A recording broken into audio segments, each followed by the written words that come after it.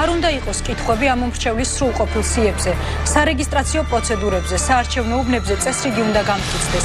ოპოზიციურ პარტიებს სრული და შეუფერხებელი საშუალება უნდა მიეცეთ თავიანთი პროგრამა წარმოადგინონ და მოსახლეობასთან გამართონ შეხვედრები. ერთი სიტყვით მთავრობას აქვს კონკრეტული, ძალიან მკაფიო მოვალეობა, რომ განამტკიცოს კანონი და ყველანაირი პირობა შექმნას არჩევნების მშვიდობიან ვითარებაში ჩასატარებლად. ამ განცხადებას ამერიკის ხმასთან ინტერვიუში შეერთებული შტატების თავდაცვის მდივნის ყოფილი მოადგილე სელესტ ვოლანდერი აკეთებს.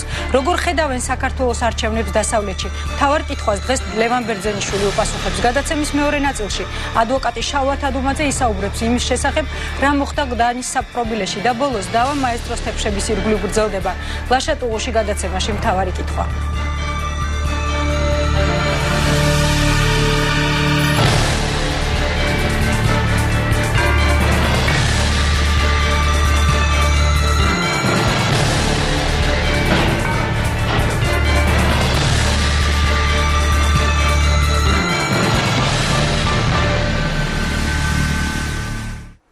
თავარ კითხვას ლევან ბერძენიშვილი უპასუხებს. საღამომშვიდობის საბატონო ლევან, რა თქმა უნდა დავიწყოთ გდანის ცემით და იმ სკანდალური კადრებით, რომელიც დღეს გავრცელდა როგორც სოციალურ ქსელებში, ასევე ჩვენ გქონდა ექსკლუზიური კადრები, რომლებიც ბრიუსელიდან მოგვაწოდეს. შინაგან საქმეთა სამინისტრო ოფიციალურად აცხადებს, რომ ეს ყველაფერი ხდებოდა პატიმარ თამაზ თამაზაშვილის დაკვეთით, რომელმაც მოახერხა და პატიმარმა გადაუხადა 17,000 დოლარით ციხის თანამშრომლებს იმისთვის, რომ მათ ეწამებინათ ეს პატიმრები და გადაეღოთ შემდეგ ვიდეოთი. ეს არის შინაგან საქმეთა სამინისტროს ვერსია. თუმცა არსებობს სხვა ვერსია, რომელიც ასევე 9 საათიან უკაცრავად თუ არა კურიერში, არამედ ჩვენს 9 საათიან გამოშვებაში, რომლის შესახებაც ისაუბრა გაქცეულმა და ძებნაში მყოფმა ინსპექტორმა ბედუკაძემ, ის ბრიუსელში იმყოფება ამჟამად. მან მოყვა ვერსია იმის შესახებ, რომ უშუალოდ ბაჩო ახალაიას და ციხის ხელმძღვანელობის დაკვეთით ხდებოდა ასეთი რამეები საპყრობილეში. მე მაინტერესებს პირველ რიგში თქვენი შეფასება არა მხოლოდ ამ სკანდალურ ვიდეოებთან დაკავშირებით, არამედ იმ ინტერპრეტაციებთან დაკავშირებით, რომელსაც გვთავაზობს შინაგან საქმეთა სამინისტრო და ასევე სასჯელ აღსრულების დეპარტამენტი. ცოტა ხნის წინ, რამდენიმე წუთის წინ რუსთავი ორის ეთერში ხათუნა კალმახელიძემ ამას უწოდა პოლიტიკური დაკვეთა. უპირველეს ყოვლისა მინდა გითხრათ, რომ განურჩევლად იმისა, როგორი ინტერპრეტაცია მიეცემა ამ ფაქტს, ეს ფაქტი შემდგარი არის, მომხდარი არის და ყველა აღიარებს, მათ შორის ხელისუფლებაც აღიარებს, რომ ეს ავთენტური ნამდვილი ფაქტებია. ეხლა რაც შეეხება იმას, რომ პატიმარმა თამაზაშვილმა დაუკვეთა, გადაიხადა ფული და იმ ხალხმა არ იცოდა ეს საქმიანობა და ეხლა ეს მათი პრემიერა არის, პირველად აკეთებენ ამას. ხო, კარგად ჩანს, რომ საქმე გვაქვს გამოცდილ ჯალათებთან, რომლებიც წლობით აკეთებენ ამას, არაფერი ჩვენს ციხეებში არ შეცვლა შევარდნაძის შემდეგ. პირიქით ზოგიერთი რამ ცალკეული პირების იქ მისვლასთან დაკავშირებით გაუარესდა და ეს მოსალოდნელი იყო, იმიტომ ვინც იცნობს, ოდნავ მაინც ვინც იცნობს ახალაიას პიროვნებას, მან იცის, რომ ახალაია არის ადამიანი, რომლისთვისაც ჰაერივით საჭირო არის ის გარემო, რაც ნახat თქვენმა მაყურებელმა, რომელიც ვერ იცხოვრებს, სხვანაირად ვერ იქნება მინისტრი, ეს არის ავადმყოფი ადამიანი, ამის შესახებ იცის ყველამ, მათ შორის საქართველოს პრეზიდენტმა, მაგრამ როგორც ჩანს, საქართველოს ხელისუფლებას ჭირდება აი ასეთი ციხეები, ასეთი დამოკიდებულება, ასეთი ევროციხე და ასეთი ადამიანის უფლებები. ჩვენ ამ ქვეყანაში ვცხოვრობთ და ამიტომ აქედან ძალიან იოლი არის პოლიტიკური დასკვნის გაკეთება, ძალიან ახლოს არის ის დრო, როდესაც სწორედ ამ ადამიანებს, ახალაიას, კალმახელიძეს, ამ პროპაგანდას, ამ ახსნა განმარტებას, რომ ეს ყველაფერი თურმე ჩვენ მოგვიწყვია და თამაზაშვილმა პატიმარმა შეძლო მინისტრების მოსყიდვა და ასე შემდეგ, ეს ყველაფერი უნდა დავასრულოთ პოლიტიკურად იმ არჩევნებზე, რომელიც ძალიან ახლოს არის. მაგრამ ახლა, როდესაც დღეს საზოგადოებაზე ძალიან იმოქმედა აი ამ ვიდეო მასალამ, როგორ ფიქრობთ, რა გაგრძელება შეიძლება მოყვეს უშუალოდ აი ამ პროცესს? რა თქმა უნდა, ახლა შემსრულებლები იპოვიან ვიღაცებს, რომლებიც აღიარებით ჩვენებას მისცემენ, რომ გაყავდათ, თხრიდნენ გვირაბებს და ასე შემდეგ. ახლა ამაში მე მგონი ხელისუფლება არ შეცდება, მაგრამ ჩვენი მოქალაქეები ძალიან კარგად არიან გარკვეული. ამიტომ ხელისუფლება ახლა კედელთანაა მიყენებული. კარგი სვლები მათ არ აქვთ, მოხსნიან კალმახელიძეს ან მოხსნიან ახალაიას, ეს რა თქმა უნდა არაფერს მათ არ მისცემს. მოხსნიან როგორ არასოდეს მიხეილ სააკაშვილი საფლავში ჩავა და არ მოხსნის ახალაიას, იმიტომ მიხეილ სააკაშვილი ეყრდნობა სწორედ ახალაიებს სამივეს. ეს არის მისი საყრდენი, არავითარი დემოკრატია და ამერიკის შეერთებულ შტატებთან მეგობრობა და საერთაშორისო კანონები არ არის მისთვის დასაყრდენი, მისთვის დასაყრდენი არის ახალაიები და ქალაქი ლაზიკა. ეს გასაგებია, რომ მიხეილ სააკაშვილი მომწყდარი არის ნიადაგს, ის გამოვიდა, ასე ვთქვათ, ჩვეული ფორმიდან და ახლა ამ ვითარებაში ის ვერ გაბედავს ვერავის მოხსნას და ვერავის. საერთოდ მას არ აქვს გადაწყვეტის მიღების უკვე არანაირი უნარი.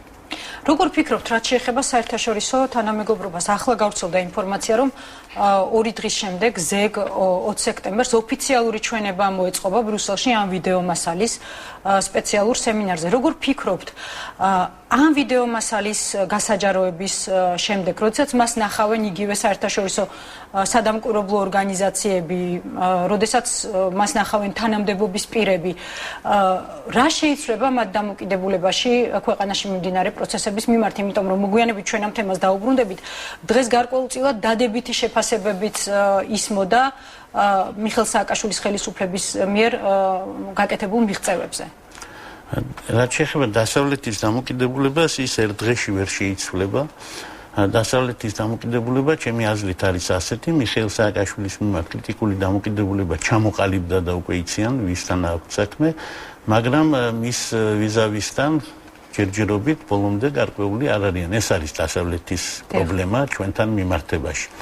რაც შეეხება ამ კადრებს, რა გავლენას მოახდენს ის ჩინოვნიკებს, მე ვერ გეტყვით, იმიტომ რომ მათი ავთენტურობის დამტკიცება ჭირდება ძალიან სერიოზული დრო და ევროპელები არავითარ შემთხვევაში არ მიიღებენ გადაწყვეტილებას, ასე რომ ნახავენ კადრებს, აღშფოთდებიან ჩვენსავით და რაღაც დასკვნებს გააკეთებენ. ასე არ ხდება ხოლმე მაგ დაწესებულებებში. მაგრამ ბუნებრივია ვიღაცაზე ეს მოახდენს, ვინც იცის ისედაც რა ხდება საქართველოში და ხვდება, იმაზე მოახდენს გავლენას და ვიღაცა უფრო ამოიღებს ხმას, ვიდრე აქამდე ამოუღია. რაც შეეხება დადებით და უარყოფით შეფასებებს. აუცილებლად მოგვიანებით მინდა კონკრეტიკით დავიწყოთ მაპატიეთ, რომ გაწყვეტინებთ. პირველ რიგში მინდა შევეხოთ სელესტ ოლანდერის ინტერვიუს, რომელიც იწყება თავდაცვის და სამხედრო თემატიკით. რამდენიმე მნიშვნელოვან მომენტზე მაინტერესებს თქვენი აზრი ამ ინტერვიუსთან დაკავშირებით. ინტერვიუს დასაწყისში არის აღნიშნული საქართველოს კონტრიბუცია საერთაშორისო სამშვიდობო ოპერაციებში. დღესვე გავრცელდა ამერიკელი კონგრესმენების შეფასება და მოწოდება კონგრესმენების სპეციალურ ბლოგზე. ამ განცხადებაშიც არის ხაზგასმული ის, თუ რა მნიშვნელობა აქვს იმას, რომ საქართველო იღებს მონაწილეობას სამშვიდობო ოპერაციებში. არაერთი ამერიკელი თუ ევროპელი ექსპერტი ასევე საუბრობს იმაზე, რომ ძალიან დიდ მნიშვნელობას ატარებს თვითონ ხელისუფლებისთვის, თუნდაც ავღანეთის მისიაში დარჩენა მას შემდეგ, რაც სხვა ქვეყნები და მათი საჯარისო ნაწილები ტოვებენ ავღანეთს.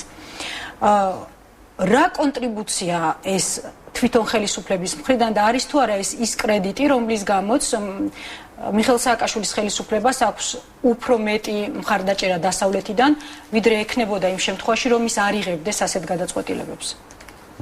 საქართველოს რო არ მონაწილეობდეს ამ ოპერაციებში, მიხეილ სააკაშვილს ექნებოდა ნულოვანი მხარდაჭერა, სრულიად ნათელია.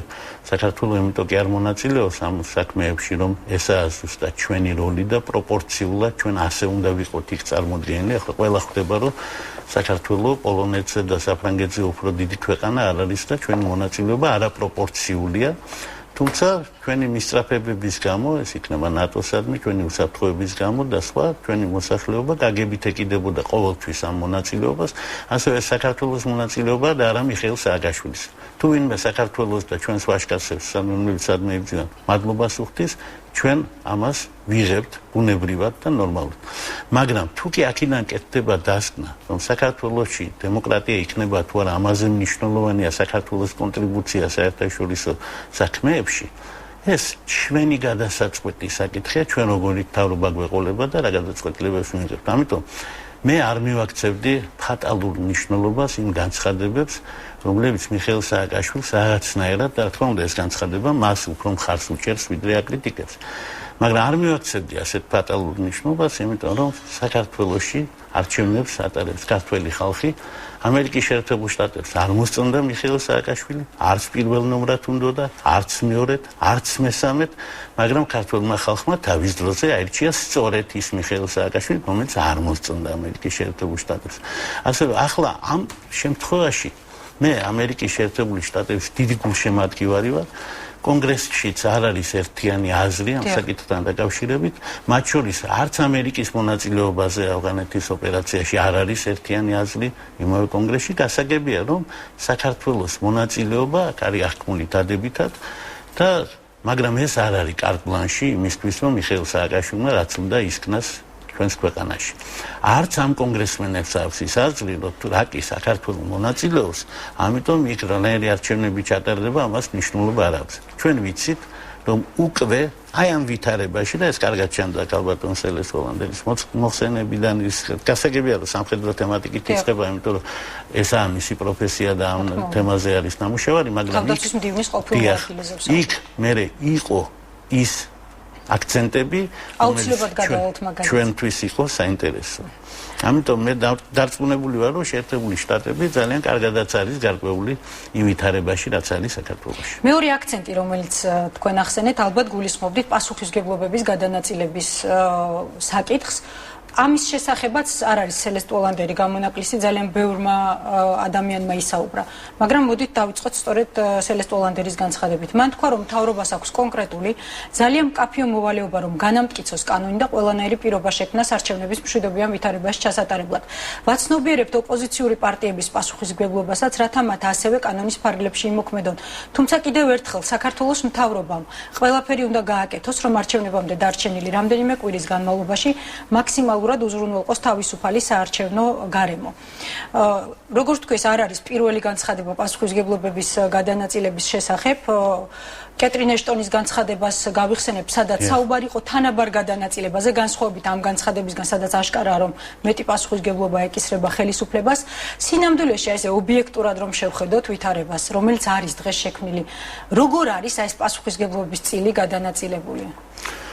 პასუხს აგებს. უბრალოდ რომელს ეთანხმებით უფრო მეტად იმას, რომ თანაბარია ეს პასუხისმგებლობები, რაც ცხადად ჩანდა უფრო ეშტონის განცხადებაში, თუ ის რაც ჩანს სელესტერის განცხადებაში, სადაც აშკარაა პასუხისმგებლობის მეტად გადანაწილება ხელისუფლებას. ორივე ქალბატონი მართალია საქმე ეს არის, რომ ევროპული წარმოდგენა ძალიან ხშირად ლაპარაკობს მორალურ პასუხისმგებლობაზე, ხოლო ამერიკელები უფრო პრაგმატული ხალხია და ლაპარაკობენ იურიდიულ პასუხისმგებლობაზე. იურიდიული თვალსაზრისით ახლა მე და სააკაშვილს ან თუნდაც ბატონ ბიძინა ივანიშვილის და სააკაშვილის ერთნაირი ვალდებულებები და ერთნაირი მოვალეობები და მით უმეტეს ერთნაირი პასუხისმგებლობები ვერ ექნება. მთავრობის პასუხისმგებლობა ამ არჩევნების წესიერად ჩასატარებლად არის დაახლოებით 80-90%. ოპოზიციაზე მოდის ის 10-20%, მხოლოდ ეს იცის ყველამ. ეს იცის ყველამ, იმიტომ რომ მთავრობა ამბობს, რომ ცესკო არის მთავრობის ნაწილი. საქართველოში ხო არასამთავრობო ორგანიზაციები არ ატარებენ არჩევნებს და საქართველოში ხო მთავრობა, თქვა შინაგან საქმეთა სამინისტროც არ ატარებს არჩევნებს, ის ატარებს სპეციალური დამოუკიდებელი, მაგრამ სახელისუფლებო ორგანოს მეშვეობით. ახლა პასუხისმგებლობა მოთხოვოთ ოპოზიციურ პარტიებს თანაბარი, როდესაც მათ თანასწორობა არ აქვთ ამ ცესკოში, თანასწორობა არ აქვთ არც ერთ კომისიაში, თანასწორობა არ აქვს მედიაზე მიწრომაში, თანასწორობა არ არის შეხვედრებში. ბოლოს და ბოლოს თავი აიგდეს ეგრეთ წოდებულმა სახელმწიფო ტელევიზიამ და 45 წუთს, 1 საათს, 2 საათს აჩვენებენ მიხეილ სააკაშვილის ყველა სისულელეს. გარდა ამისა, თავის აგდებამ გადააჭარბა უკვე, არ ვიცი ახლა მე ქალბატონ ეშტონს ან ქალბატონ ჰოლანდეს რო ენახათ ეს კადრები. ბიძინა ივანიშვილი იყო პირველ არხზე. ილაპარაკა დაუშვათ 9 საათი. 2 საათი მეორე დღეს ყველა ტელევიზია სახელმწიფო არჩევდა ამ საკითხს, იმიტომ რომ მოკვდნენ დარდით, რომ ხო არ მოიგო რამე ოპოზიციამ ამ მისვლით ტელევიზიაში და პირველმა არხმა ხო არ დაუშვა შეცდომა და ამიტომ მიმდინარეობდა ამ შეცდომის გამოსწორება, მოიყვანეს ექსპერტთა არმია, რომლებიც ბევრს ლაპარაკობდნენ, მათ შორის ისეთი დიდი ინტელექტუალები, როგორიცაა ჭყოიძე, ყველა, ვინც კი ყავთ. და რას მიაღწიეს ახლა? მიაღწიეს იმას, რომ თურმე ბიძინა ივანიშვილის გამოჩენა პირველ არხზე დაუსჯელი არ უნდა დარჩეს, უნდა დაისაჯოს პირველი არხიც, მაყურებელები, ჩვენს ყველა დავსაჯეს გუშინ 2 საათი გასმეინებდნენ, რომ ვერ გავიგეთ, რა თქვა თურმე ივანიშვილმა და ახლა გვიხსნიდა ხარაზიშვილი და სხვები, რუსტავიორიც.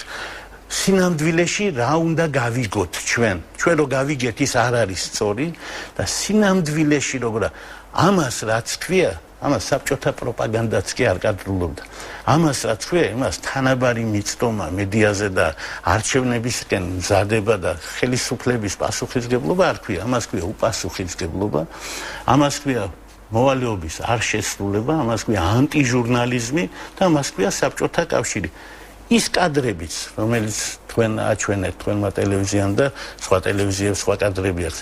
ის კადრებიც, ის ხალხიც, ვინც მუშაობს სასჯელახსოვრობით, ესაა საბჭოთა კავშირი. მეტი რა არის საბჭოთა კავშირი?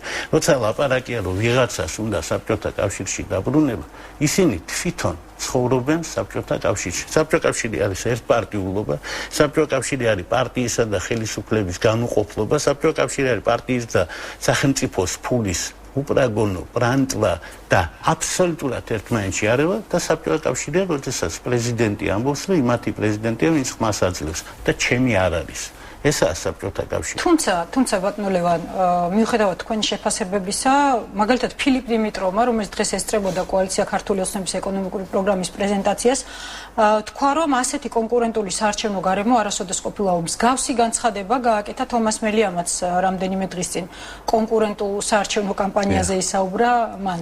რა აძლევთ ასეთი შეფასებების გაკეთების საფუძველს? მე მგონი სასაცილო ამბავია, მაგრამ მართალს ამბობს ეს ხალხი. საქმე ის არის, რომ კონკურენტული არ ნიშნავს სამართლიანს და თანასწორს. კონკურენტული სწორი სიტყვა არის, რომელიც ამბობს, რომ შანსები მეტოქეების არის მაღალი.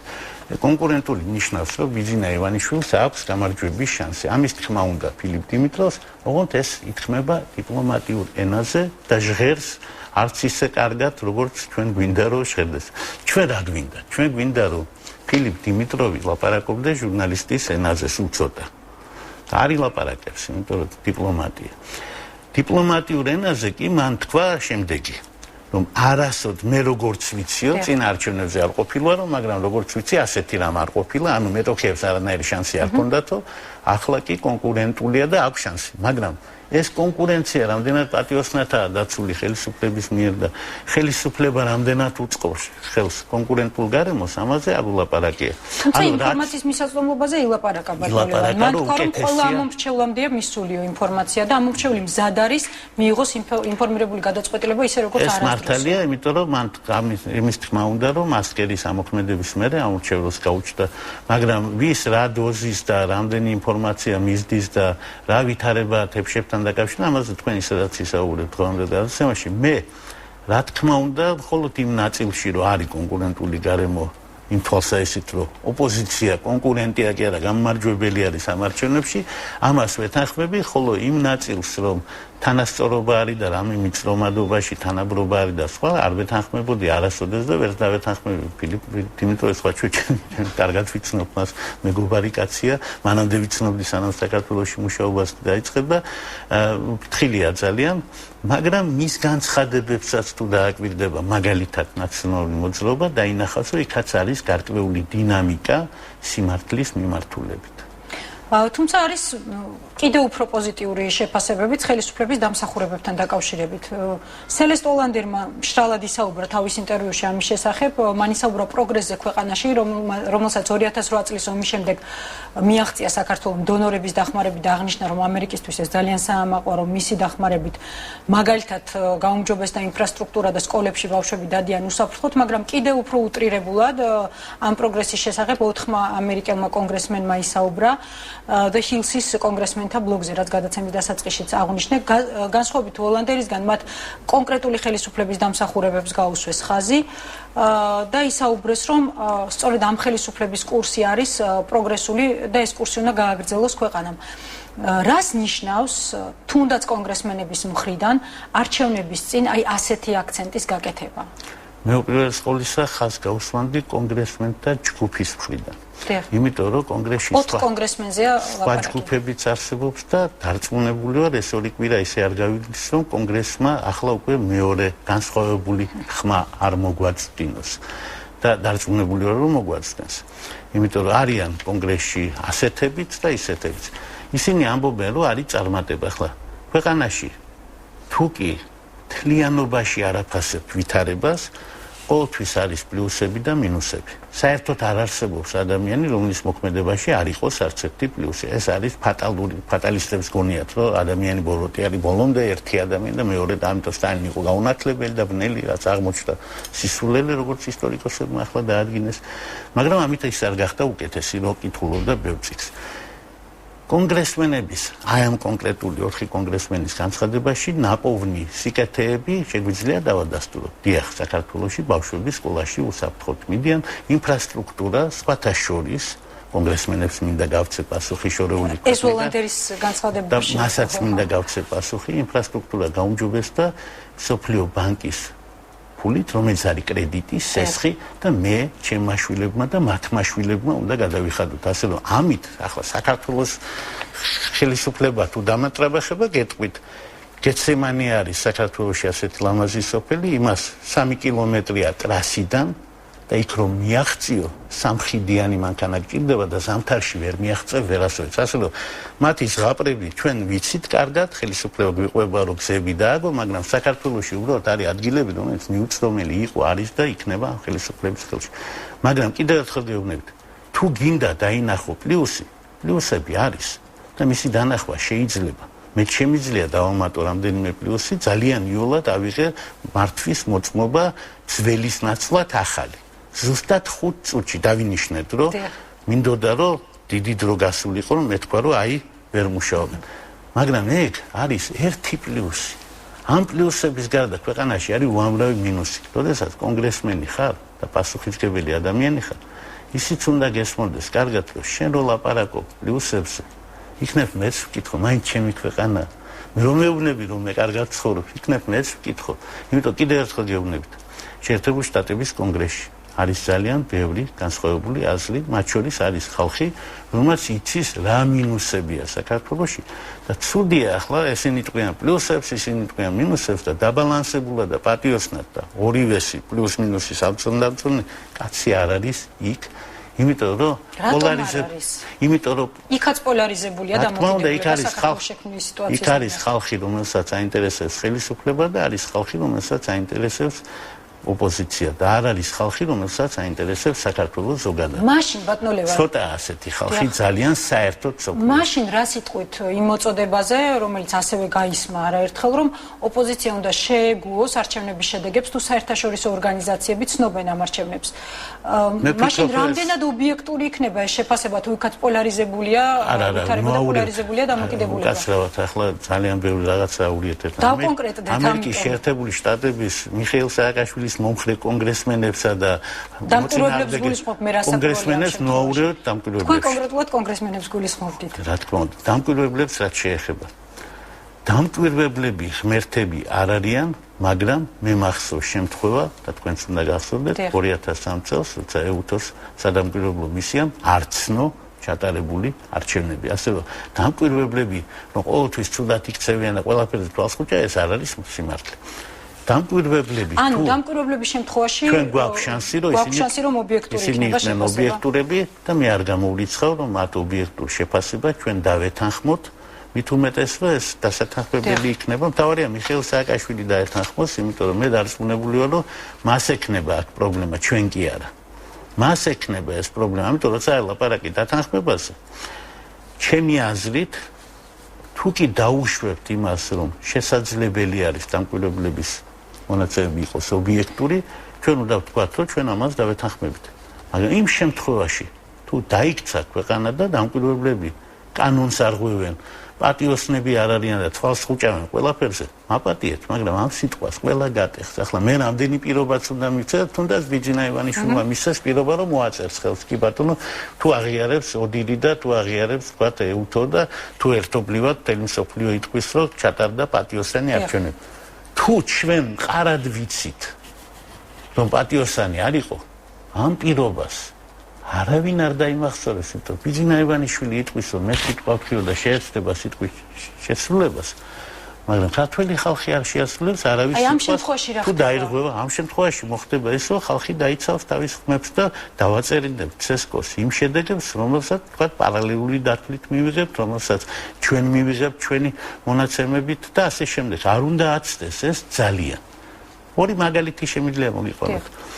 2003-ში ჩავატარეთ არჩევნები, პარალელური დათვლა და CSKO-ს დათვლა. CSKO უსინდისო რიცხვები დადო, პარალელური დათვლა და CSKO-ს დათვლა არ დაემთხვა ერთმანეთს. აბსოლუტურად არ დაემთხვა ერთმანეთს. მაშინ, როდესაც სხვა დროს ჩატარებულ არჩევნები, აქვე ამ ქვეყანაში, სადაც ემთხვეოდა ესენი ერთმანეთს მეტნაკლებად. მაგრამ იცით 2003-ში CSKO-მ ისეთი რამ ხნა, რომ გადარია ხალხი და ფაქტობრივად გამოიწვია შევარდნაძემ, აბაშიძემ და CSKO-მ ერთად მოახდინეს საქართველოში რევოლუცია და მერე მიხეილ სააკაშვილიძე და სხვებზე იყვნენ ნაწყენი და გაბრაზებული. მათ გამოიწვიეს, იმიტომ რომ მიხეილ სააკაშვილმა ნაციონალურ მოძრაობამ აიღო პირველი ადგილი, 30% იყო, აძლევდა დიდ ფრაქციას პარლამენტში და არა უმრავლესობას და არა ხელისუფლებას. და შევარდნაძე ვერაფრით ვერ დათმო პირველობა და მე ასლან აბაშიძემ შემოთვალა მეორე მე უნდა ვიყო, როცა მეხუთეზე გავიდა. ასე რომ ჩვენ თქვენ ახლა პარალელსავლევთ? მე ვავლევ პარალელს სწორედ მაგ დროსთან, იმიტომ რომ დღევანდელი რეჟიმი ზუსტად ისე დალპა და წახდა და ისე აპირებს გაყალბებას, როგორც შევარდნაძის რეჟიმი. და დღეს მას მეტოქეთ ყავს არა ახალგაზრდა სააკაშვილი 30% სამღები. არამედ ძალიან ძლიერი ივანიშვილი დაცილებით მეტი პროცენტი სამღები. ესაა პრობლემა. თუმცა ბატონო, ხმების დაცვას რაც შეეხება, დღეს გავრცელდა ინფორმაცია, რომ ჯონდი ბაღათურია და ქართული დასი 2-დან 23 ოქტომბრამდე თბილისსა და ქუთაისში ამ მრჩეველთა ხმების დაცვის მიზნით გეგმავენ აქციების გამართვას და მერიებსაც მიმართეს. რას ნიშნავს ეს კოალიციისთვის, თუ კი თქვენ სამომრჩეველს ასევე მოუწევს ხმების დაცვა? ჯონდი ბაღათურიას აქცია უნდა იყოს ქუჩაში? წონიდან გამომდინარე ეს განცხადება ნიშნავს არაფერს. ჩემი აზრი ასეთი არის. ჩანაფიქრიც არ არის ამ განცხადებაში? ჩანაფიქრი არის, რომ მიიწეროს ის აქციები, რომელსაც სხვები ჩაატარებენ, მაგრამ ერთ რამეს შეგახსენებთ, მაშინ კვლავ ისტორიიდან. დიახ, კი ბატონო. 9 აპრილის აქცია დაიწყო სხვა ხალხმა და დაამთავრა სხვა ხალხმა. ეს ერთი მაგალითი. აღარ მინდა თქვა, ვინ დაიწყო, რა მოტივით და როგორ დამთავრდა, ძალიან კარგად გვახსოვს. გარდა ამისა, რევოლუცია 2003 წლის დაიწყო იმ პარტიებმა, რომელსაც შევარდნაძემ ჯერ შეუთვალა, რომ ვერ გადალახეთ ბარიერიო. და რევოლუციონერები გახდნენ აკაკი ასათიანი, ზურაბ ჟვანია და ნინო ბურჯანაძე, ხალხი, რომელიც ადრე არ იყო შემჩნეული რევოლუციურ ქმედებებში და რადიკალურ დამოკიდებულებაში. ხალხი, რომელიც მოწონდა სხვა შორის იმ ქვეყანას, რადგან რომ ვილაპარაკეთ, ეგონათ რომ ზომიერები იყვნენ, მაგრამ რევოლუცია მათ დაიწყეს, მაგრამ თქვენ რა გონიათ, სანამ მოვიდნენ მთავრობის სახლთან, უკვე დახტა იქ ნამდვილი რევოლუცია, ნამდვილი რევოლუციონერი და ნამდვილი რაოდენობა ხალხის. ასე რომ არავითარ ნიშნობა აქვს ასიტყვის ბატონი ჯონდი, კარგია, ახლა მას მაღალი წარმოდგენა აქვს თავისთავად, ამბობს რომ საბურთალო მოგებული აქვს, ვიცი რომ საქართველოს პრეზიდენტობის პრეტენზიაც აქვს და ღმერთმა ხელი მოუმართოს, მაგრამ რამდენი ასეთი ჩიტირეკია განცხადებას გააკეთეს, სადაც ჩვენ ამაზე არ უნდა ვღელდეთ. ჩემი აზრით, ქართული ოცნება იმოქმედებს ჯონდი ბაღათურიას განცხადებებისგან დამოუკიდებლად. ძალიან დიდი მადლობა. გაიხარეთ. თავარ კითხვას ლევან ბერძენიშვილი პასუხობდა, რამდენიმე წუთში შალვა თადუმაძესთან ერთად დაუბრუნდებით.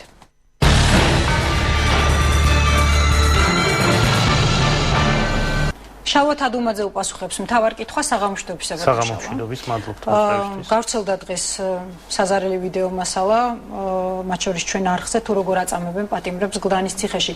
შინაგან საქმეთა სამინისტრო ბრალსდებს თამას თამაზაშვილს თითქოს და მისი შეკვეთით ხორციელდებოდა ასეთი წამება და ვიდეო გადაღება პარალელურად. თქვენ ხართ მისი ადვოკატი. თუ გაქვთ ინფორმაცია, რა მოხდა სინამდვილეში? აი ახლა მაცნობებენ, რომ გლანის ციხესთან მიმდინარეობს აქცია, რომელსაც შეუერთდნენ ასევე ქართული ოცნების ლიდერები, მათ შორის კახი კალაძე, თუ იქნება შესაძლებლობა აქციას ჩავრთავთ და მოგაწვით შესაბამისად ინფორმაციას. რაც შეეხება შინაგან საქმეთა სამინისტროს ინფორმაციას, ის გავრცელდა მანამ, სანამ მაესტროში და თქვენს ეთერში გავრცელდებოდა სხვა ვიდეო მასალები, რომლებშიც მონაწილეობას იღებდნენ სასჯელ აღსრულების დეპარტამენტის მაღალი რანგის თანამდებობის პირები, შესაბამისად მათზე განცხადების გაკეთება, რომ თურმე თამაზ თამაზაშვილმა ესენიც გადაიბირა და კამერიდან ფულს უხდიდა, რომ ეს ყველაფერი ეკეთებიათ და თან ვიდეოზე აღებეჭდათ, აღარ არის გონივრულ ეჭვს მიღმაც აღარ არის, ეს ფსიქიური შემთხვევა იქნებოდა, ამიტომ ეხლა რაც აცხადებს შინაგან საქმეთა სამინისტრო არ ვიცი, მაგრამ მანამდე აცხადებდა, რომ პირები, რომლებმაც და საკმაოდ საინტერესო ორ მნიშვნელოვან ფაქტორზე მინდა ყურადღება გავამახვილო მაყურებლის. მოწმე აცხადებს, რომ ჩემმა თანამშრომელმა მითხრა, რომ თამაზ თამაზაშვილმა მითხრა, რომ ვიდეოზე გადაიღე პატიმრების ცემის ფაქტი. ეს იურიდიული და გრამატიკული წყობა მიუთითებს, რომ ცემის ფაქტი ეს ჩვეულებრივი შემთხვევა და ვიდეოზე გადაღება სჭირდება დამატებით დაკვეთა, თორე ჩვეულებრივი ცემა ხდება. ეს მათივე მოწმის მიერ მიცემული ჩვენებით და მეორე, როდესაც პირი აცხადებს, რომ მას ამაში უпростоრად გამოძიება აცხადებს, რომ მან ამაში აიღო $17,000, ნებისმიერი პირი, რომელიც არ არის დახელოვნებული ადამიანის წამებაში, იმ პროფესიონალიზმით ვერ მოახდენს იმ ძალადობას, რომელიც კადრებზე აღბეჭდილი, რამდენიცა უნდა გადაუხადონ. მარტივია, მან იცის ზუსტად პატიმარს რა კითხვა უნდა დაეუსვას და რის შემდეგ უნდა განახორციელოს მაზეც ძალადობა. შინაგან საქმეთა სამინისტროს მიერ გავრცელებულ კადრებში პირდაპირ მითითება აქვს, რომ შეაგინე ქურდებს, პატიმარი არ აგინებს და ამის შემდეგ ხორციელდება მასზე ძალადობა და შემდეგ ძალადობის კონკრეტული ღირსების შემლახვალ ქმედებაზე მიუთითებს ერთ-ერთი მათგანი და ეს ადამიანები თუ ამას სისტემატურად არ ახორციელებენ, ბუნებრივია მათ არ უნდა იცოდნენ რა იქნება მისთვის ღირსების შემლახველი, რა შემთხვევაში შეიძლება მან არ შეაგინოს ქურდებს, რა შემთხვევაში შეიძლება მან ხელკეტი გამოიყენოს, რა შემთხვევაში უნდა გამოიყენოს სიგარეტი. ეს ყველაფერი მათ იციან როგორ უნდა იმოქმედონ და ამას ახორციელებენ და ის რომ თამაზაშვილმა დაუკვეთა და სპონტანურად შევიდნენ და უბრალოდ ვიდეო გადაიღეს, ეს არანორმალურია. რა იდეა გაქვთ თქვენ აი ვერსიასთან დაკავშირებით? რატომ დაჭირდა თამაზ თამაზაშვილის ჩართვა? პირი, რომელიც ბრიუსელიდან ჩაერთო დღეს თქვენს ეთერში, უბრალოდ თქვენ არხზე ერთ-ერთ გადაცემის ეთერში, კი ბატონო, მან გაცილებით უფრო ადრე დატოვა თანამდებობა, ვიდრე დღევანდელი დღე იქნებოდა. აქედან გამომდინარე, მათ ჰქონდათ სრული ვარაუდი იმის, რომ შეიძლება არსებობდეს რაიმე ვიდეო მასალა, რომელსაც მას შეიძლება ჰქონდეს წაღებული, იმიტომ რომ იგი განაწყენებული წავიდა ამ უწყებიდან, როგორც ჩანს მისი ქმედებებიდან და შემდეგ განცხადებებიდან, ის არავის არ ინდობს და ასახელებს კონკრეტულ სახელდაგვარებს და პრევენციის მიზნით იცოდნენ რა რომ გავრცელდებოდა, მათ ჩათვალეს, რომ პოლიტიკური პიარი აეგორებიათ, როგორც მოგეხსენებათ თამაზაშვილი ნაციონალური მოძრაობისთვის და სხვებისთვის, რომლებიც აქტივისტებად მოიაზრებიან ამ გუნდის, არის რაღაც პიარის თემა და მუდმივად გვიტრიალებენ, რომ თამაზაშვილმა დააქცია ქვეყანა და თამაზაშვილი თუ დაბრუნდება კიდევ უფრო დაიქცევა ქვეყანა. ამით გადაწყვეტეს პოლიტიკური პიარი მიება და ეთქვათ, რომ თამაზაშვილი გეგმავს ამ ყველაფერს, რასაც შემდეგ მოყვა მინისტრის განცხადება, ეს კარგად დაგეგმილი ამბავია. მინისტრის განცხადება, რომ თურმე გარიდან ხორციელდება ღონისძიებები, რომლებიც ციხის ადმინისტრაციის დისკრედიტაციას ახდენს. ეს იყო პოლიტიკური დაკვეთა, რომ თამაზაშვილზე მიუხედავად იმისა, რომ ხან ნარკობარონი მოუგონეს, ხან მოუგონეს ადამიანების გამტაცებელი, ხან კაცი ჭამია, ხან რა არ უწოდეს, ამ ადამიანს ვერაფერი ვერ მონახეს მის დასაკავებლად, გარდა იმისა, რომ გაფუჭებული, დაჟანგული ავტომატი ჩაუდეს მაშინ, როდესაც არასრულწლოვანი შვილი მიყავდა სკოლაში. და ამის შემდეგ კიდე ჭირდებოდათ რაღაც, იმიტომ რომ მათ ყავდათ ესეთი ფიგურა და ბუნებრივია რაღაც უნდა შეეთითხნათ და არსებობდა ინფორმაცია, რომ შეიძლება ნებისმიერ დროს გამოჩნდეს კადრები, სადაც ციხეში ადამიანებს აწამებენ. მოდი ეს წამებაც დავაბრალოთ პოლიტიკურად შევფუთოთ და განვაცხადოთ, რომ ეს თამაზაშვილმა დაუკვეთა, იმიტომ რომ შემდეგ ქართულ ოცნებას ამითი ესარგებლა. მაგრამ მას შემდეგ რაც მაესტროზე გავიდა მასალა და რაც თქვენ არხზე გავიდა მასალა, მთლიანად ვარდება ეს ლოგიკა და ეს ბრალდების საქმეც პრინციპში ამ შემთხვევაში მე არ ვარ თამაზაშვილის ადვოკატი, იმიტომ რომ მას ბრალი არ წაყენებია და ვერც წაეყენება, იმიტომ რომ მისი დანაშაულებრივი მის ქმედებაში დანაშაულებრივი ნიშნები არ არსებობს, გარდა ერთი პირისა, რომელიც ამბობს, რომ მას უთხრეს, რომ თურმე თამაზაშვილი ამას გეგმავდა და შემდეგ ის სასაცილო ამბავი, რომ თურმე $17,000 კამერაში გადაუხადა კონკრეტულ პირს ციხეში, ეს მიუთითებს ციხის რეფორმირების ხარისხზე და დღეს უკვე აღარ ამ დღის ამ წუთის მდგომარეობით აღარ ვიცით რა პოზიცია შინაგან საქმეთა სამინისტროში ის რო ციხის უფროსი каранტინის დაშლის დროს და 4000 ადვოკატიდან 2000 ადვოკატ შეუძლია დაადასტუროს, რომ ეს ინფორმაცია თითოეულ ჩვენგანმა ვიცოდეთ, რომ каранტინი იშლება ამ ფორმით, რომ დგას ციხის ადმინისტრაცია, ეკითხებიან რატო ზის ადამიანი, შემდეგ ეუბნებიან, რომ მეორეჯერ აღარ უნდა გააკეთო ეს და შემდეგ ან იქ ეგრეთ წოდებულ კალიდორში მდგარი პირები, ან თავად ციხის უფროსი მათ უსწორდება ფიზიკურად, რაც იმას მიუთითებს, რომ მარტივად რო თქვა, ის არის უკვე დამორჩილებული პატიმარი და მასთან პრობლემები აღარ არსებობს და მერე გადაყავთ კამერაში. ეს იცის 4000 ადვოკატიდან ყველამ, ვინც სისხლის სამართლის კუთხით მუშაობს. მაგრამ მიუხედავად იმიტომ, რომ ჩვენ კლიენტის ინტერესებს ვიცავთ, კლიენტის ინტერესებიდან გამომდინარე, ამას თუ კლიენტი არ მოითხოვს, ჩვენ არ ვახმაურებთ. ადვოკატების უმეტესობა მიცის, რომ არსებობდა რაღაც კასკა ეს თქვენს მიერ თქვენთვის მოწოდებულ მასალაში ჩანს, რომელსაც პატიმრობის ძალადობის დროს იყენებდნენ და პირს, რომელზედაც ამ კასკას იყენებდნენ, ეს ყველაზე ისეთი მძიმე ღონისძიებები ტარდებოდა, თუ რამე შეიძლებოდა, რომ ადამიანის წამების კუთხით. ეს მხოლოდ გდანის საპრობილეში ხდება თქვენი ინფორმაცია. სხვა შემთხვევაში, როდესაც ადამიანს მისჯილი აქვს 20 წელი, 15 წელი და 13 წელი, მისთვის უკვე სულ ერთია, 13 წელი იჯდება თუ ვთქვათ, თანამშრომლის ცემისთვის კიდე რამეს დაუმატებენ, ამიტომ იქ ცოტა მორიდებით არიან პატიმრებთან და სასჯელ აღსრულების იმ დაწესებულებებში, სადაც თქვათ უკვე მისჯილებიან და კონკრეტულად მათ იციან, რამდენი სასჯელი აქვთ, მათ მიმართ რა სასჯელია გამოტანილი, მათ მიმართ გაცილებით ლოიალური დამოკიდებულება, მით უფრო რომ ეს დაწესებულებები სხვა რეჟიმით განისაზღვრებიან, იქ არ არის დაკეტილი სისტემა, ისინი ეზოში მოძრაობენ, ერთმანეთთან კომუნიკაციის საშუალება, რისკი იმის, რომ თქვათ ჯგუფური რაღაცა მოხდეს, ამის არსებობს, შესაბამისად მათ მიმართ სხვანაირი ღონისძიებები ხორციელდება. თუმცაღა საქართველოს ციხეებში არსებობს ტრადიცია პატიმრების მიღების და ეს ერთ-ერთი ვიდეო მასალა, რომელშიც თქვათ каранტინის დაშლის შემდეგ უსწორდებიან ჯგუფურად მათ შორის ციხის ადმინისტრაციის უფროსი უსწორდება პატიმრებს, ეს არის ყველგან აპრობირებული მეთოდი, ყველა ციხე პატიმარს ესე იღებს სამწუხაროდ, მაგრამ ამაზე არანაირი რეაგირება არ ხდება. როგორც წესი პატიმრები ამაზე არ საუბრობენ ორი მოტივის გამო, ერთი იმიტომ რომ ისინი იქრჩებიან და მეორე ეს არ არის იმ ის სიმძიმით გამოწვეული ტანჯვა და ტკივილი, რომელზეც მას თქვათ უღირს, რომ საფრთხეში ჩაიგდოს თავი, ამიტომ უბრალოდ ყვებიან, რომ რაღაც კალიდორი გაიარა, სადაც 1-2 პანჩური მოხდა და შემდეგ შევიდა კამერაში, მაგრამ ეს ტრადიცია ყველა საპრობილეში არსებობს. როგორ ხსნით იმას, რომ ვიდეოკამერით ხდებოდა ამ წამების ფაქტების დაფიქსირება? მე რამდენადაც ვიცი, ეს წამების ფაქტების დაფიქსირება ხდება მუდმივად.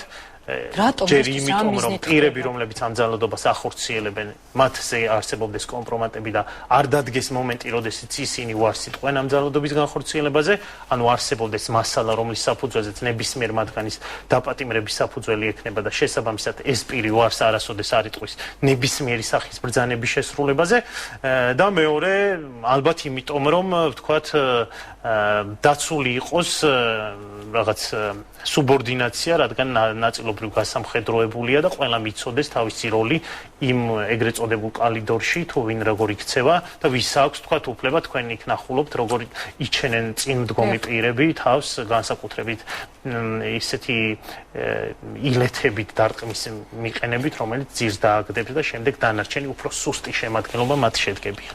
ბატონო შალვა, ახლა ხანს მითხრეს, რომ თამაზ თამაზაშვილის სიძე ირაკლი ღარიბაშვილი ავრცელებს განცხადებას, რომ მის სიმამს უბრალოდ თამაზ თამაზაშვილის სიცოცხლეს ემუქრება გარკვეული საფრთხე. თქვენ თუ გაქვთ რა ინფორმაცია შესახებ და პრევენცია როგორ უნდა მოხდეს? იმ ფონზე, როდესაც მთლიანი სახელმწიფოს აპარატი, ამ შემთხვევაში ძალოვანი სტრუქტურა მუშაობს თამაზ თამაზაშვილის წინააღმდეგ, ის რაც მოხდა, რომ თურმე ორმა თანამშრომელმა ცემა ეს პატიმრები და ამას თურმე თამაზ თამაზაშვილი უკვეთავდა და შემდეგ მათ მიიღეს ის, რაზეც აღარ შეუძლიათ, რომ თამაზ თამაზაშვილი უკვეთავდა გდანის ნომერ დაწესებულების დირექტორს, რომ каранტინის დაშლის დროს ადამიანები ეცემა, ბუნებრივია თამაზ თამაზაშვილის სიცოცხლეს საფრთხის ქვეშ აყენებს, მაგრამ სამწუხაროდ ჩვენ არ გვაქვს ამ წუთში შესაძლებლობა, მე იმედი მაქვს გაიღვიძებს სახალხო დამცველი და გამოიყენებს მის უფლებას და მიუხედავად დროის შეუზღუდელობის მას არ აქვს შეზღუდვა, მას შეუძლია ნებისმიერ დროს შევიდეს საპრობილეში. იგი უნდა შევიდეს საპრობილეში და მან ის დასჯას მოითხოვს. ხო, ის დასჯას მოითხოვს წლების მანძილზე. ეს განცხადება დაახლოებით იმას გავს, მიცვალებული როლი ადგა ერთ-ერთ ფილმშია დაახლოებით ესეთი ვარიანტი იყო, როდესაც ომბუდსმენმა პოსტფაქტუმ დააფიქსირა, რომ ამას ხომ ყოველთვის ვამბობდიო, მაგრამ არასოდეს შედეგი ჩვენ არ მიგვიღია. დღეს კეთილი ინებოს, მიუხედავად იმისა, რომ მას ყოველთვის გათიშული აქვს ტელეფონი და არასოდეს არ პასუხობს, მან კეთილი ინებოს დღეს, მიუხედავად იმისა, რომ მას აქვს კანონით ამის უფლებამოსილება, ისარგებლოს ამ უფლებამოსილები და ეხლავე შევიდეს და ნახოს თამაზ თამაზაშვილის მდგომარეობა, თორე ხვალდილით ჩვენ მისი ადვოკატები უპრობლემოდ ნახავთ თამაზ თამაზაშვილს. ძალიან დიდი მადლობა. კარგად ბრძანდებოდეთ. შალვა თადუმაძე პასუხობდა მთავარ კითხვას, რამდენიმე წუთში დავბრუნდებით ლაშა ტუღუშთან ერთად, ასევე გვექნება ჩართვა კლდანის ციხის მიმდებარე ტერიტორიიდან. რეკლამის დროა, რამდენიმე წუთში ისევ ეთერში ვართ.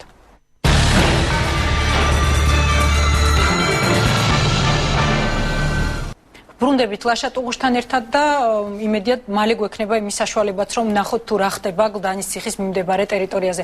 საღამოშტობისა ბატონო ლაშა.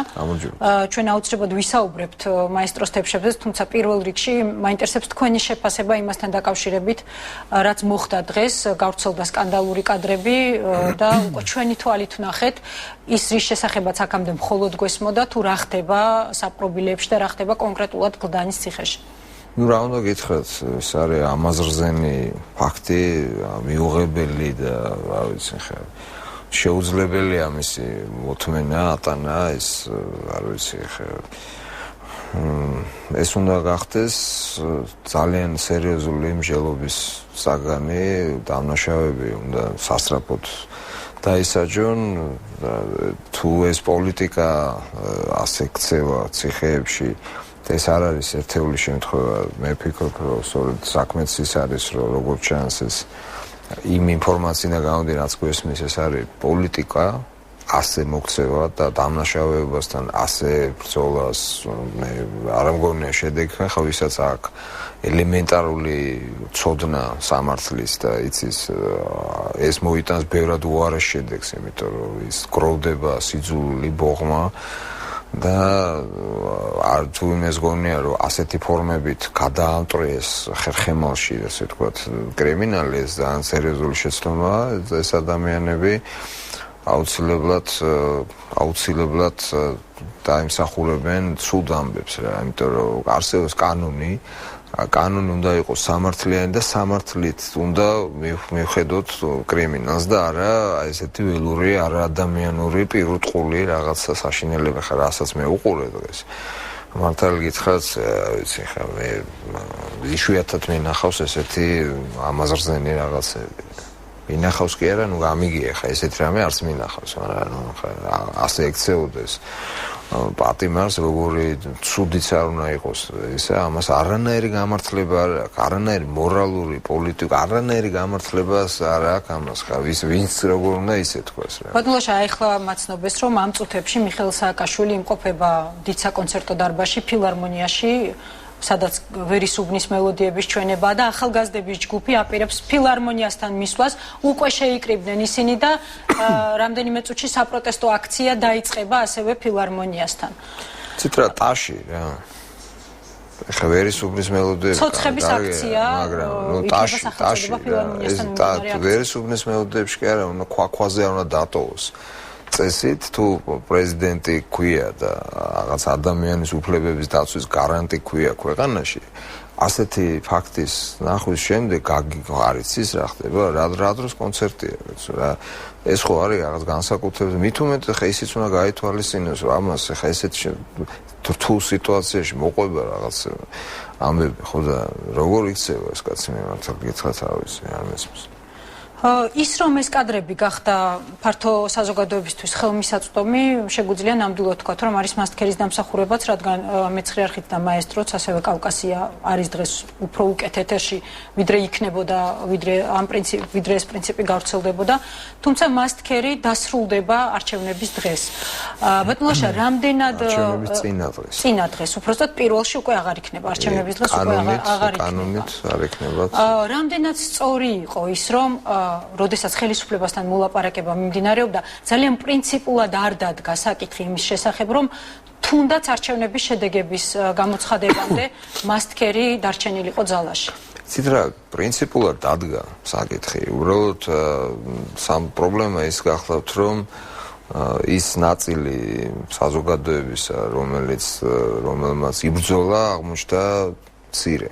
როგორი ეს იყო მცირე ჯგუფი საზოგადო ორგანიზაციების და მცირე ჯგუფი მედიების. ეს არის პრობლემა. სამწუხაროდ ვერ მოხერხდა მხარდაჭერა, არ იყო ისეთი სერიოზული მხარდაჭერა. რა თქმა უნდა, ამას ხარს უჭერდნენ უცხოელებიც, მაგრამ მაშინ ეს ჩაითვალა იმ ნაბიჯად, რომ აი ახლა რაღაც გადაიდგმება ნაბიჯი, თავი პირველი ნაბიჯი და ამას მოყვება მეორე და მესამე ნაბიჯი. თორე ჩვენ, მაგალითად, ვინც აქტიურად ვიყავით ჩართულები ამ პროცესში, ბოლო პროცესში, მე მინდა გითხრათ, რომ ეს ადრე დაიწყო 2009 წლიდან ჩვენ კანონპროექტი შევემუშავეთ რაღაც ჯგუფმა მედიის წარმომადგენლების, იურისტების და ეს კანონპროექტი 2009 წელს უკვე შევიტანეთ პარლამენტში, მაგრამ მაშინ რამდენიმე კაცი ლაპარაკობდა, უფრო ნაკლები და როდესაც პრეზენტაციებს ვაკეთებდით, ესე საუბრობ, ამასქერი რა არის, საერთოდ ვის რა სჭირდება, მიიღებს ხელისუფლება, არ მიიღებს, ცუდია, კარგია, ეს იყო პრობლემა და ძალიან კარგია, რომ დღეს აბსოლუტურად შეცვლილია გარემო, ამ თვალსაზრისით ადამიანმა დაინახეს სიკეთე და ამიტომ მე ვფიქრობ, ჩვენ გვაქვს შანსი, რომ არ გამოირთოს 1 ოქტომბერს ტელევიზიები, ამავე დროს მე მინდა გითხრათ, რომ ძალიან ბევრი ადამიანი, ექსპერტი, საზოგადო ორგანიზაციის წარმომადგენლები, უცხოელები, ელჩებმა ორჯერ უპრეცედენტო სიტუაცია, ორჯერ გააკეთეს განცხადება, ორჯერ საქართველოში აკრიტიკებულ ელჩებმა, რომ გააგრძელეთ ეს მასკები. ამიტომ ჩვენ ვამბობთ, რომ არის დრო შეიკრიბოს პარლამენტი, არაფერი უჭირთ. ასეთი მნიშვნელოვანი საკითხი ბევრი არ არის და მიიღონ კანონი რა. ეს დაწოლა გაგრძელდება აუცილებლად და ჩვენ მე უყურებ ამას ისე, რომ ჩვენ მივახცევთ იმას, რომ საკაბელო არხებმა არ ამორთონ. ან თქვენ გაქვთ იმედი, რომ არჩევნების შემდეგ ჩვენ დავჭერთ? მე მაქვს იმედი, რომ ძალიან უფრო სერიოზული ბრძოლა იქნება და თუ ნაკლები ბრძოლით მე ვამბობ, აქტიური იყო ის ნაკლები, მაგრამ უფრო მეტი შეიძლებოდა. მე არ გულისხმობ იმ ხალხს, ვინც აქტიურად გულისხმობს სხვებს, რომლებმაც ესე შორიდან დაუწყეს ამ პროცესს ყურება, უფრო დიდი ძალით იქნება, ასე ვთქვათ, მოქმედებები და მე ამიტომ ვარ ოპტიმისტურად განწყობილი. ჩვენ მივახცევთ ამას, მე მგონია. ახლა რაც შეეხება მაესტროს თებშებს, დიდი გაუგებრობა ამ თებშების გავრცელება, არ გავრცელებასთან დაკავშირებით. ძალიან ნათქვამია დიდი. დღეს მაესტროს გენერალური დირექტორი ილია კიკაბიძე აცხადებდა, რომ თებშების დარიგებასთან დაკავშირებით ჩაიშალა მოლაპარაკება ტელეკომპანია მაესტროსა და ხელისუფლებას შორის. დღესვე მე ერთ-ერთ სააგენტოზე წავაწყდით თქვენს განცხადებას, რომ მის თანახმადაც ეს მოლაპარაკება არ ჩაშლილა. სინამდვილეში რა ხდება? იცით რა, აქტიურად იყავით თავიდანვე პროცესში? ბატონი ილია კიკაბიძე ამბობს, რომ არის რისკი ჩაშლის და ის მე უსმენდი მის კომენტარებს, მე მგონი იქ რაღაცა ის იყო, ასე ვთქვათ, განმარტებების პრობლემაა. მან ილია ამბობს, რომ ბატონი ილია ამბობს, რომ პროცესი ძალიან რთულია, პრაქტიკულად ჩიხშია შესული. იმიტომ რომ გუშინ გვიან სადაც 12-ნახევრამდე ვიყავით უშიშროების საბჭოს ოფისში და იყო ძალიან ესეთი რთული პროცესი. არის საკითხები, რომელზედაც ძალიან პრინციპული, მე ვთვლი მაესტროსთვის და ამ პრინციპულ საკითხებს არ იზიარებს უწყებათა შორის კომისია, ამიტომაც მან ესეთი მიდგომა, რომ ჩიხში ვართ. გასაგებია მისი აზრია, მე ვფიქრობ, რომ არის საკმაოდ რთული სიტუაცია, მაგრამ იმის გამო, რომ ჩვენ უნდა გამოვართვათ ეს, არ უნდა დაუტოვოთ, იმიტომ რომ ეს არის მაესტროს თებშები, უკანონო ჩემი აზრით, ეხლა არ ვიცი, მე ვიცი, რომ ისინი არ გვეთანხმებიან და ხშირად გვაქვს ეს შიგნით ეს კამათი, რომ თქვენებურად ფიქრობთ, ჩვენებურად ფიქრობთ, ვიცი, რომ ისინი ფიქრობენ, რომ კარგად მოიქცნენ. კი ბატონო, ეს მათი ნება. რა ვქნათ ახლა ჩვენ უნდა ეს თებშები გამოვართვათ აუცილებლად, იმიტომ რომ უკანონოდ არის წართმეული და მეორე მნიშვნელოვანია რა იქნება მერეც, ხო? ახლა მარტო თებშები ხო. ახლა როგორ უნდა გამოვართვათ? ახლა კონტრაქტის ილია კიკაბიძე ამბობს, რომ საერთოდ ეს შეთავაზება მოლაპარაკებების შეთავაზება დაყადაღებული ანტენების დარიგებაზე იყო მოჩვენებითიო და ყადაღის ახსნა არც იგეგმებოდაო. არა, მან თქვა რომ არ არის თუ რაღაცა ის პირობიდან გამომდინარე ამბობს, ახლა მე არ ვიცი ეგ რომელია. მე ციტირებას ვახდენ სააგენტოებზე გავრცელებული. ხო, შეიძლება იქ რაღაცნაირად ისაქნეს, ახლა მე რასაც თვითონ უსმენდი, რას ლაპარაკობდა ეს პირდაპირ ეთერში, მე ჩვენ ერთად მოხვდით ამ განმარტებების კეთებისას ერთ სივრცეში აღმოჩნდით. ის ამბობს რომ თუ არ გამოვიდა მათ აქვთ ესეთი ეჭვი. თუმცა მე ვიცი რომ ბატონო ლია ძალიან კონსტრუქციულად არის განწყობა, ეს რა ძალიან კონსტრუქციულად ის მიდის გარკვეულ კომპრომისზე. მაგრამ არის რამდენიმე საკითხი, რომელიც არის ძალიან მნიშვნელოვანი. პირველი მნიშვნელოვანია რომ არ იყოს დისკრიმინაცია მიუხედავად იმისა რომ ყადაღა დადებული და თითქოს ახლა რა ქვია წახცეულები არიან და რაღაც მაგრამ ნუ ხა რეალურად კონტრაქტი თუ ფორმდება ხო უნდა იყოს და სამოქალაქო რაღაცაა ხო ეს უნდა იყოს აუცილებლად არადისკრიმინაცია არ შეიძლება რომ ერთ ხარეს კონდეს ვალდებულებები მხოლოდ და მეორე ხარეს კონდეს მხოლოდ უფლებები ამიტომ როდესაც შემოგთავაზეს კონტრაქტი ფორმა მაესტრომ შეთავაზა საკუთარ იქიდან რაღაცები სხვა შორის ძალიან მნიშვნელოვანი პრინციპული გაითვალისწინეთ თქვენს რომ კი ბატონო მაგრამ კიდე არის რაღაცები რომელიც ძალიან პრინციპულია და იმაზე მქონდათ იმ საკითხებზე მათ მქონდათ რთული რეაქცია თქვენს რა პრინციპული რა არის რადგან არჩევნები არის ძალიან მალე ფაქტიურად 10 დღეში მე რამდენადაც ვიცი ყველაზე პრინციპული საკითხი იყო ის რომ არჩევნებამდე მოხერხებული იყო ამ თემშების დარიგება მეგონი ამაზე ლაპარაკი უკვე ვეღარ იქნება უკვე ზიანი სერიოზული მიადგა როგორც მაესტროს ასევე პროცესს ჩვენ დიდი ხნის წინ გვინდოდა მაგრამ ნუ გაჯანჯლეს ამბავი თუმცა მე ვამბობ რომ და სწრაფად მოხდეს გადაწყვეტილება ანუ ღირსეული გადაწყვეტილება იქნეს მიღებული და რა არის ეს მე აგიხსნით ცოტა ხანში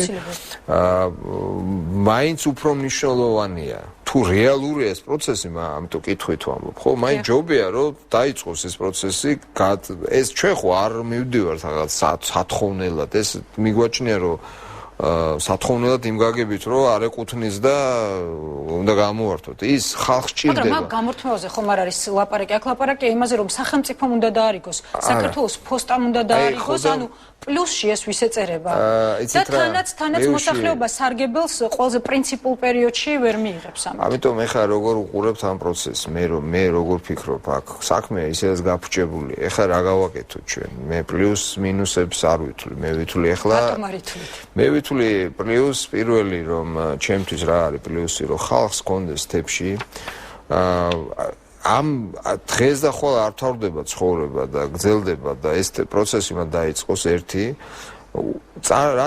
რაც ეკუთვნის მაესტროს ის უნდა დაუბრუნდეს და რაც ადრე დაუბრუნდება უკეთესია და ძალიან მნიშვნელოვანი საკითხი არის ის რომ მაესტროს თვისთებშების დაბრუნებაზე არის საერთოდ ლაპარაკი კი მაესტროს სახელით და ჩვენ როგორც ვიცით მაესტროს არა მაესტროს უბრუნდება ყადაღა იხსნება და მაესტროს კონტრაქტორი არის პოსტა და აი სწორედ ამაში აქვს საქმე რომ რა თქმა უნდა ეს კომპრომისული სქემა მაგრამ მე დავასრულებ იმას რომ მარტო ეს არ არის ეხლა თუ ამითი დავამთავრეთ ეს პროცესი ხო მაშინ ეს ცოტა გაუგებარია ამიტომ ჩვენი საკითხი დავსვით ესე ყადაღა მოიხსნა მაგრამ მე რა არის ხო მაესტროს აქვს პროგრამა თავისი 100,000 თებშის დაყენება უნდა და თუ ეჭვი არ მოიხსნა და მომავალში დაუშვათ არ ითქვა რომ ეს უკვე მომავალში აღარ ეხება მსგავსი რამე არ გამეორდება ხო მაშინ გამოდის რომ ზეგრო შემოიტანს ხვალ თუ დააყენეს ეს ფოსტის მეშვეობით და ზეგ შემოიტანა მაგრამ ისევ შეიძლება ხო დააყადან ან ბრალი წაუყენო ან კიდე რაღაცა ხა ჩვენ ვამბობთ რომ ჩვენ ფიქრობთ ეს სამარცხვინო ამბავი რაც იყო ეს შეცდომა ეს ცუდი ამბავი პრინციპში ხა მე მიმაჩნია რომ არ შეიძლება 21 საუკუნეში თებშები და შეცდომა იყო მხოლოდ ბატონობაში არა თან გლობალის თებშები ისევ პოლიტიკაში შეცდომა დანაშაულზე მეტი ხა ნათქვამია ნუ შეცდომას მე გულისხმობ შეცდომა ახლა ყველაფერი შეცდომაა ნუ მე მიმაჩნია შეცდომა ის რაც შეგნებულად არ ხდება ეგ ახლა მე სამართლებრივი პოზიცია ამ საკითხთან დაკავშირებით ბევრჯერ ამა გამოთქმული მიმაჩნია რომ კანონია და ეს ჩემი აზრი ხა მე არ მინდა რომ ეხა დაუმზიმო მაესტროს არა სრულიად ობიექტურად მე მიმაჩნია რომ დაირღვა კანონი და ძალიან მძიმე ამბავია ეს რა თქმა უნდა ეს ალბათ გახდება მართლა მსჯელობის საგანი და ეს ესე ვერ დარჩება ცხადია იმიტომ და ამას ვამბობთ რომ ესეთი პრეცედენტები ესეთი ცუდი პრეცედენტები, რომელიც აზიანებს კომპანიასაც, კერძო საკუთრების წინააღმდეგ არის, მედიის წინააღმდეგ არის, სახელმწიფოს რეპუტაციას არყევს. ეხლა ვიღაცა თუ ფიქრობს, რომ ეხლა რაღაცა აღკვეთეს მომავალი დანაშაული, აი როცა უყვები ისტორიას დაუშვათ ადამიანს, რომელიც სადღაც ცივილიზებული ქვეყნიდან ჩამოვიდნენ, ხო, უყვები ან ცალკმად იცინიან, ან გიყურებენ როგორ, ანუ არა ნორმალური ამბავია ეს ესეთი რამე და წარმოუდგენელია ქვეყანაში, რომელსაც აქვს პრეტენზია, რომ რაღაცა დემოკრატიული სახელმწიფო გახდეს. ამიტომ ამბობთ, რომ ეს ჩვენ ვფიქრობთ, უნდა იყოს აი ესეთი ამბავი საშინელი, ცუდი ამბავი ბოლო. აღარ უნდა დამთავრდეს ეს ფურცელი, უნდა ამოხიოთ, რაღაცა დავხიოთ და გადავაგდოთ, დავამთავროთ თემა. ანუ პირობებს ითხოვთ ხელისუფლებისგან, რადგან შეიძლება დაარიგონ ეს თეფშები, მაგრამ არ გააგრძელონ მასკერი და არ დაარიგონ სხვა თეფშები, რომლებიც ასევე დაპატიმრებულია. ერთი კიდე ერთი ისტორია. მასკერიც უნდა ჩვენ ვფიქრობთ, რომ მასკერი თუმცა ეს ორივე შეგვიძლია ერთ წილში განვიხილოთ, იმიტომ რომ მედიის გავრცელებაზე რა თქმა უნდა, ეს არის ინფორმაციის მოქალაქის უფლება მიიღოს ინფორმაცია და სხვა შანსი არ არსებობს. ეხლა მაგათ ვერც მეცხრე არხი, ვერც მაესტრო. როგორ ვერ გავრცელდება თუ არ არის საკაბელო არხი და იქ სადაც არ არის საკაბელო არხი, იქ ერთადერთი შანსია ინდივიდუალურ თეფშებით გავრცელდეს ინფორმაცია, ხო? და სხვანაირად თქვენ როგორ უნდა გავრცელდეთ? თქვენ სატელიტური ესე გაქვთ, ხო?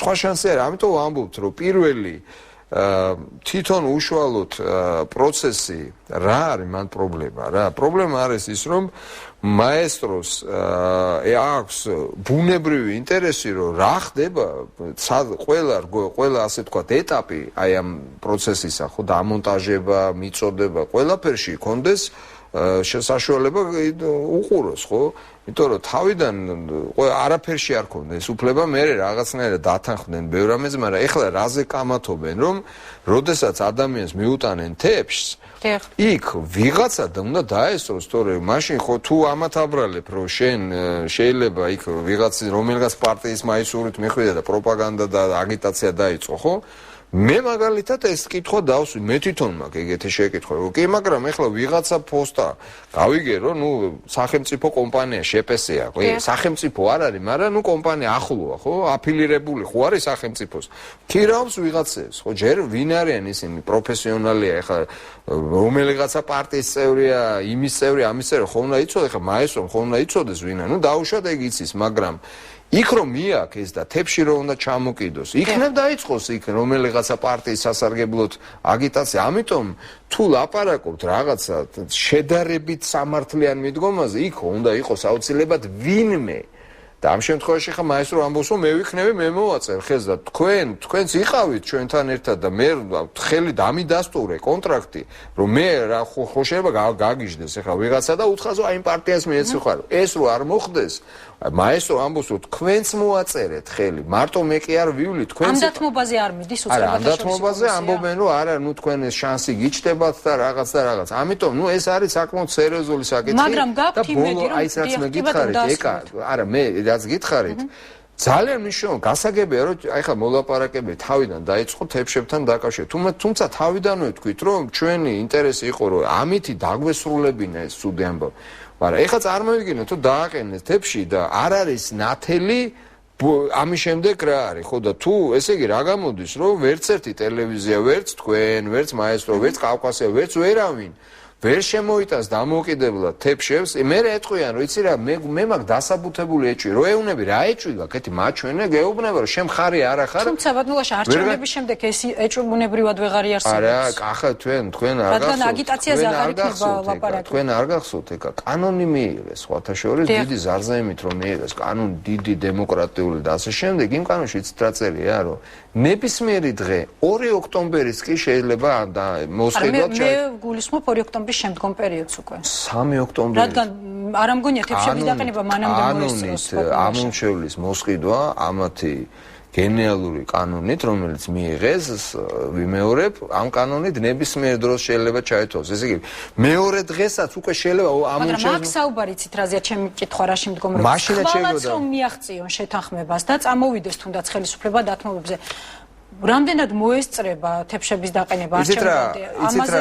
ამაში მდგომარეობს პრინციპში თუ მაესტრომ შეთავაზა რაოდენობა ესენი ახერხებდნენ 4000 თებშის დამონტაჟებას ფოსტამ თქვა რომ 4000 ძალიან ბევრია ჩვენ 300 შეგვიძლიაო ну ხან ხელები გაშ 300 რა არისო მაშინ ვერაფერს ვასწრებთ ამიტომ იქ განისაზღვრა რაღაცა რაოდენობა მინიმალური რომ მოესწროს ეს ყველაფერი ეხლა ესეც არის მნიშვნელოვანი თემა იმიტომ რომ ეხლა მართლა კურსნაბიჯები თუ ივლით 2 წელი მოუნდებიან თითო თებს ხوار და ამიტომ რეალისტური უნდა იყოს კონტრაქტი და ჩვენ ჭიდაობთ ну გასაგებია ანუ მოლაპარაკება გაგრძელდება არა იცით რა მე ვფიქრობ რომ ძალიან მნიშვნელოვანია რომ მივიღოთ გარკვეული პასუხები იმიტომ რომ მე ნათელი უნდა იყოს სიტუაცია მე მაინც იმედი მაქვს რომ დიდი ინტერესი ეხლა ეს მარტო ჩვენ რო ვიყოთ აი ამ ასე ვთქვათ მხარეები ხო კი ფიზიკურად ესეა მაგრამ იმდენად დიდია ყურადღება დღეს ჩვენი ქვეყნის მიმართ ამიტომ რაღაცა შანსი თუ არსებობს რომ